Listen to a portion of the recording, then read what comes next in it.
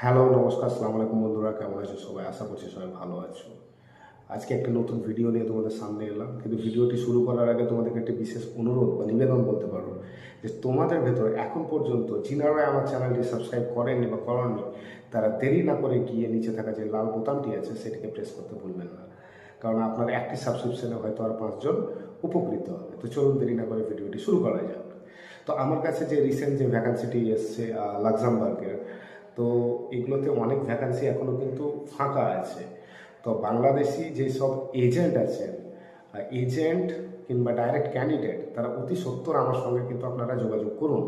কেননা আমি এমন একজন ব্যক্তি যে আপনার বিনা অ্যাডভান্সে আপনার পুরো ইন্ডিয়ার মধ্যে বিনা অ্যাডভান্সে আপনার কাজ করাচ্ছে।